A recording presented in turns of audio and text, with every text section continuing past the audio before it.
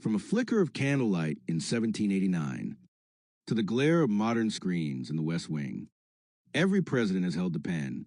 Executive orders not passed by Congress, but etched into law by command. Some shaped history. Some sparked controversy. Others were forgotten.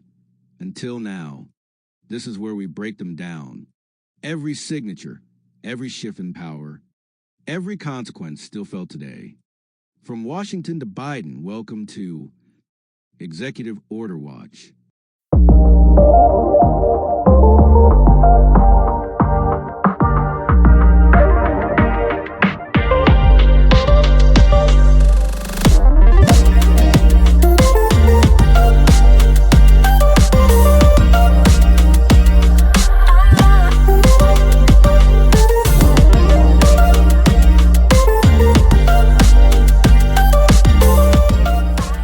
Democracy, we live for it. For democracy, we fight for it. For democracy, we've died for it. And for democracy, we watch it. This is Executive Order Watch. Good evening, my fellow Americans. The year was 1982, and the stakes were high. When I entered office the year before, I told the American people we had a crisis on our hands, a crisis of confidence, a crisis of economic chaos, and a crisis of bloated government. In 1982, we stood face to face with the consequences of years of runaway inflation, unchecked federal spending, and a taxation system that punished success instead of encouraging it. Unemployment reached over 10% that year. For many families, that meant more than a statistic. It meant an empty dinner table and uncertain tomorrows. I understood the pain, I heard the frustration, and I never once doubted the strength of the American spirit to rise again. We had passed historic tax cuts the year prior with the Economic Recovery Tax Act of 1981, and I believed then, as I do now, that empowering individuals and businesses with lower taxes and less regulation would set our economy on the road to recovery. But recovery is never instant. 1982 was a year of hard choices. The recession deepened before it could lift. Critics called my plan heartless. But I believed in patience, persistence, and principles. We stayed the course. At the same time, crime and drugs were taking hold of our cities. I made it clear that law and order were not optional. They were the foundation of civil society. I began laying the groundwork for what would become a national fight against narcotics, a war we would commit to in the years ahead. And overseas, the Cold War showed no signs of thawing. The Soviet Union continued to flex its might, and in response, I made my position crystal clear: peace through strength. I pushed for increased defense spending, not to provoke war, but to prevent it. Deterrence only works when the adversary knows you're serious, and I was serious. We also witnessed tragedy. In June of 1982, Israel invaded Lebanon, targeting the PLO. The Middle East again became a flashpoint, and I called for restraint. We sent Marines to Beirut not for conquest, but to stabilize, to keep peace. It was the beginning of a difficult chapter, one that tested our diplomacy, our allies, and our resolve.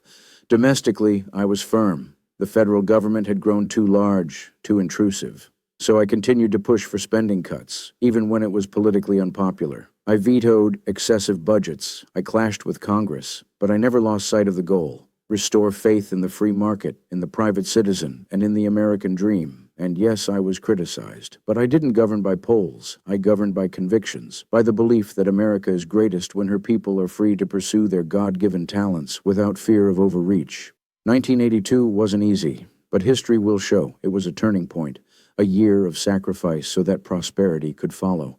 And now as we move forward, we'll begin to look at the executive orders I signed that year, each one a brushstroke on the canvas of the Reagan Revolution. Some were bold, some were quiet, but all were aimed at restoring confidence in the American presidency and shrinking the shadow of Washington over your lives. Let's take a look. Reagan nods. The camera slowly zooms out as patriotic music begins to swell. Screen fades to black before the EO analysis begins. An executive order. 12,337 basic allowance for subsistence for uniformed services on January 11th, 1982. Executive Order 12,338 exclusions from the Federal Labor Management Relations Program on January 11th, 1982. Executive Order 12,339 President's Commission on Housing on January 13th, 1982. Executive Order 12,340 amendments to the Manual for Courts-Martial United States, 1969, revised edition on January 20th, 1982. Executive Order, 12,341 Cuban and Haitian entrants on January 21st, 1982. Executive Order, 12,342 Environmental Safeguards for Animal Damage Control on Federal Lands on January 27th, 1982. Executive Order, 12,343 Designation of certain officers to act as Secretary of State on January 27, 1982. Executive Order, 12,344 Naval Nuclear Propulsion Program on February 1st, 1982. Executive Order, 12,345 Physical Fitness and Sports on February 2nd, 1982. Executive Order, 12,346 Synthetic Fuels on February 8th, 1982. Executive Order, 12,347 Agreement on Government Procurement on February 23, 1982. Executive Order, 12,348 Federal Real Property on February 25, 1982.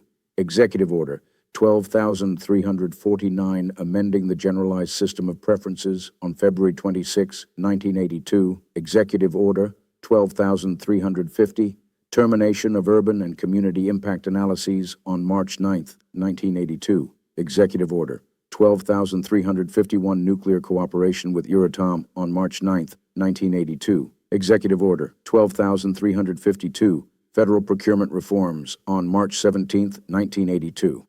Executive Order, 12,353 Charitable Fundraising on March 23, 1982. Executive Order, 12,354 Amending the Generalized System of Preferences on March 30, 1982. Executive Order, 12,355 The Task Force on Legal Equity for Women on April 1, 1982. Executive Order, 12,356 National Security Information on April 2, 1982. Executive Order, 12,357 Sinai Support Mission on April 6, 1982. Executive Order, 12,358 Presidential Commission on Drunk Driving on April 14, 1982. Executive Order, 12,359 Public International Organizations entitled to enjoy privileges, exemptions, and immunities on April 23, 1982. Executive Order, 12,360 President's Task Force on Victims of Crime on April 23, 1982. Executive Order, 12,361 Multinational Force and Observers Reports on April 27, 1982. Executive Order, 12,362 Overseas Employment on May 12, 1982. Executive Order, 12,363 The Foreign Service of the United States on May 21, 1982. Executive Order, 12,364 Presidential Management Intern Program on May 24, 1982. Executive Order, 12,365 Foreign Assistance and Arms Control on May 24, 1982. Executive Order, 12,366 Presidential Commission on Broadcasting to Cuba on May 25, 1982. Executive Order, 12,367 President's Committee on the Arts and the Humanities on June 15, 1982. Executive Order, 12,368 Drug Abuse Policy Functions on June 24, 1982. Executive Order, 12,369 President's Private Sector Survey on Cost Control in the Federal Government on June 30, 1982. Executive Order, 12,370 Creating an Emergency Board to investigate a dispute between the Brotherhood of Locomotive Engineers and certain railroads, represented by the National Carriers Conference Committee of the National Railway Labor Conference on July 8, 1982. Executive Order, 12,371 Amending the Generalized System of Preferences on July 12, 1982. Executive Order, 12,372 Intergovernmental Review of Federal Programs on July 14, 1982. Executive Order, 12,373 Establishing an Emergency Board to investigate a dispute between the United Transportation Union and certain railroads represented by the National Carriers Conference Committee of the National Railway Labor Conference on July 21, 1982. Executive Order, 12,374 Reports on International Organizations on July 28, 1982. Executive Order, 12,375 Motor Vehicles on August 4, 1982. Executive Order, 12,376 Presidential Commission on Drunk Driving on August 5, 1982. Executive Order, 12,377 Joint Mexican-United States Defense Commission on August 6, 1982. Executive Order 12,378 President's Committee on the Arts and the Humanities on August 6, 1982. Executive Order 12,379 Termination of Boards, Committees, and Commissions on August 17, 1982. Executive Order 12,380 Submarine Duty Incentive Pay on August 18, 1982. Executive Order 12,381 Delegation of Emergency Management Functions on September 8, 1982. Executive Order 12,382 President's National Security Telecommunications Advisory Committee on September 13, 1982.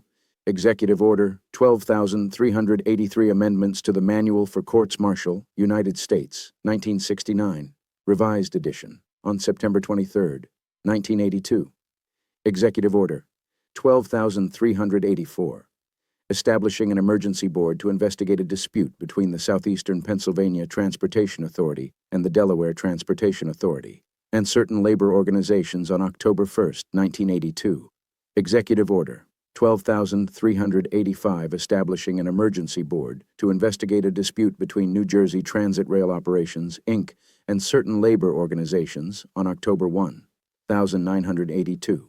Executive Order 12,386, establishing an emergency board to investigate a dispute between the New York Metropolitan Transportation Authority and the Connecticut Department of Transportation, and certain labor organizations on October 1, 1982. Executive Order 12,387, adjustments of certain rates of pay and allowances on October 8, 1982. Executive Order 12,388, United States Information Agency on October 14, 1982.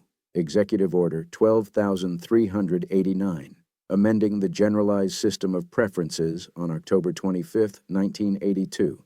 Executive Order 12,390, delegation to the Secretary of State on October 25, 1982. Executive Order 12,391, partial suspension of Federal Service Labor Management Relations on November 4, 1982. Executive Order 12,392, international financial institutions on November 15, 1982. Executive Order 12,393, establishing an emergency board to investigate a dispute between the Long Island Railroad and certain labor organizations on November 16, 1982. Executive Order 12,394, incentive pay for hazardous duty on November 18, 1982. Executive Order 12,395, International Private Enterprise Task Force on November 20, 1982. Executive Order 12,396, Defense Officer Personnel Management on December 9, 1982. Executive Order 12,397, National Commission on Social Security Reform on December 23, 1982. Executive Order 12,398, President's Private Sector Survey on Cost Control in the Federal Government on December 31, 1982. Executive Order 12,399, continuance of certain federal advisory committees on December 31, 1982. Pauline's Thank Pizza, you again. where we deliver happiness one slice at a time. What's your craving today? Yeah, hi. Is Seymour there? Oh, Seymour. I think he might be busy making our special pies. But hey, why not swing by the pizzeria? We've got a pie with your name on it. Anything else I can help you with? I was looking for Seymour Butts. Ah, I see. Well, if you're looking for Seymour Butts, he might be hiding behind a pepperoni slice. Anything else I can do for you today? No, that's it. Hi, I'm Terrence, a marketing professional with a passion for helping your business grow smarter and faster.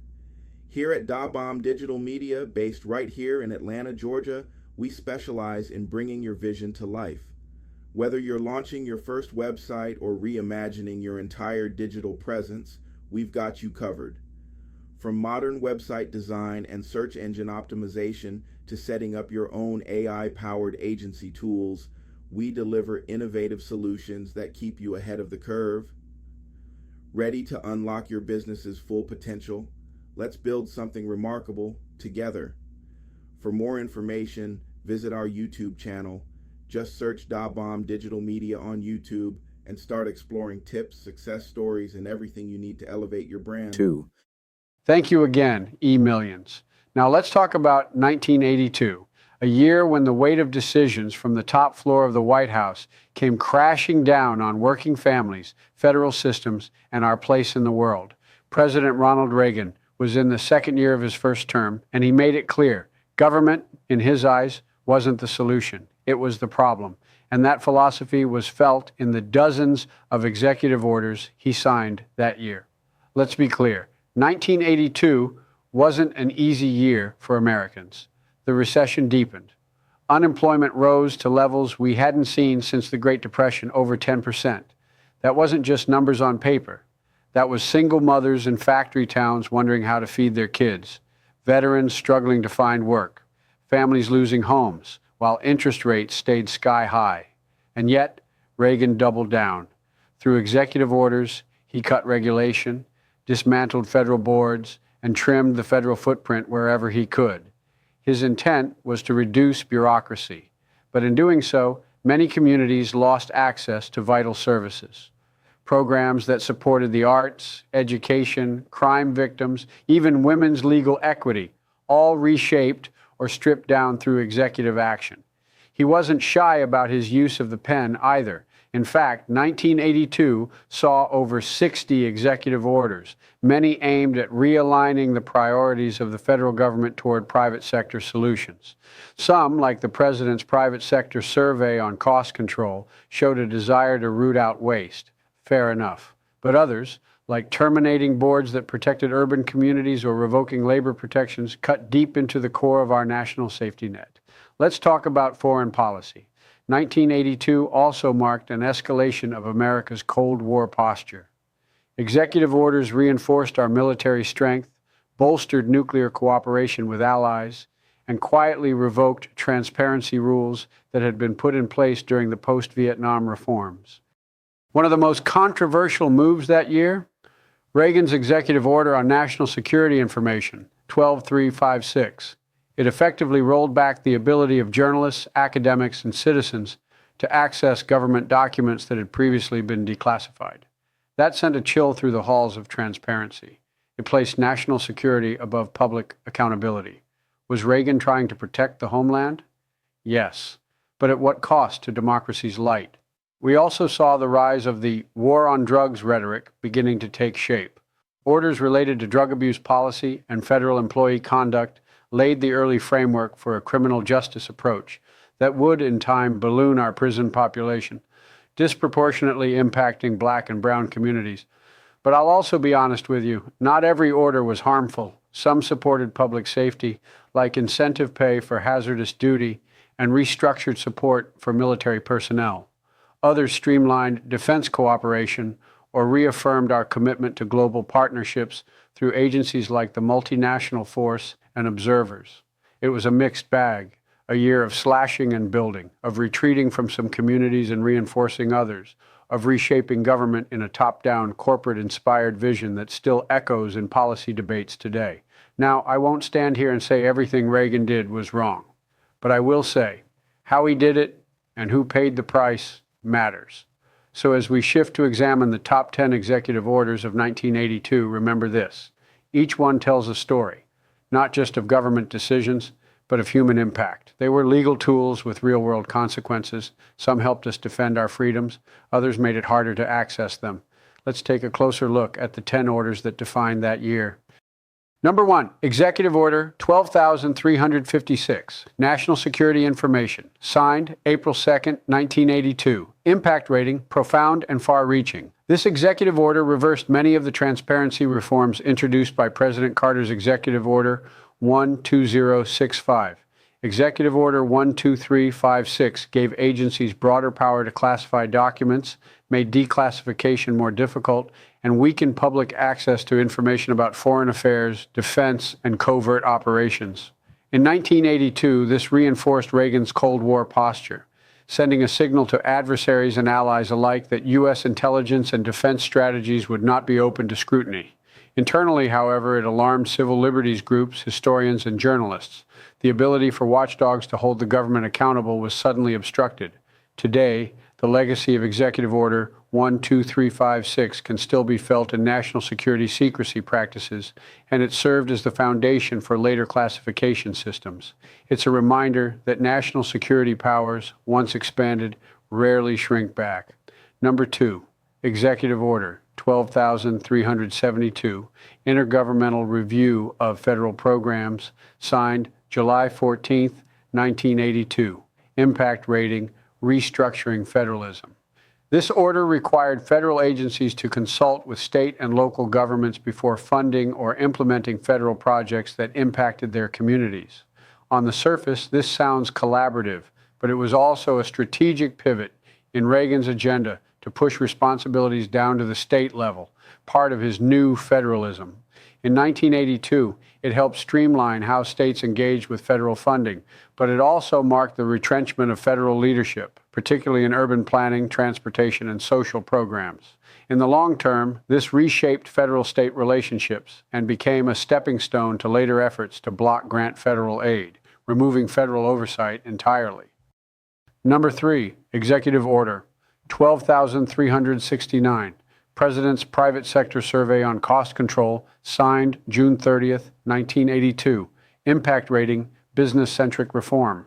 Known as the Grace Commission, this EO formed a task force of private sector executives to review and recommend reforms to reduce government inefficiencies. Reagan believed the government should be run more like a business, and this executive order embodied that ethos. In 1982, the Commission helped build political momentum for outsourcing, privatization, and downsizing of federal agencies. Today, this EO is remembered as a precursor to neoliberal reforms.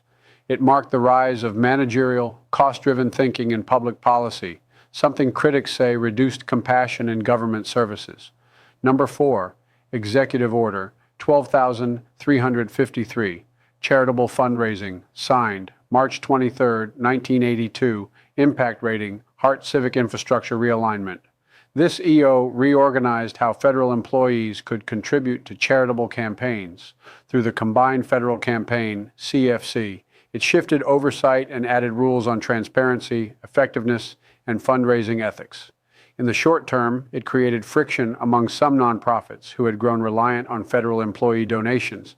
But over time, it professionalized philanthropic fundraising across government agencies. Its legacy is still present today. CFC remains one of the most recognized government-backed charitable programs. Number 5, Executive Order 12,367, President's Committee on the Arts and the Humanities, signed June 15, 1982. Impact Rating, Cultural Diplomacy Booster. In an era often associated with budget cuts to the arts, this EO was an exception. It created a committee to promote arts, humanities, and cultural diplomacy, both domestically and abroad. During 1982, this committee supported cultural programming that improved U.S. image abroad during tense Cold War dynamics. In hindsight, it helped solidify the role of culture in international relations. Though not a big-ticket item in federal budgets, this EO stands out for its enduring bipartisan support. Number 6, Executive Order 12,379, Termination of Boards, Committees, and Commissions, signed August 17, 1982. Impact Rating, Sweeping Federal Reduction.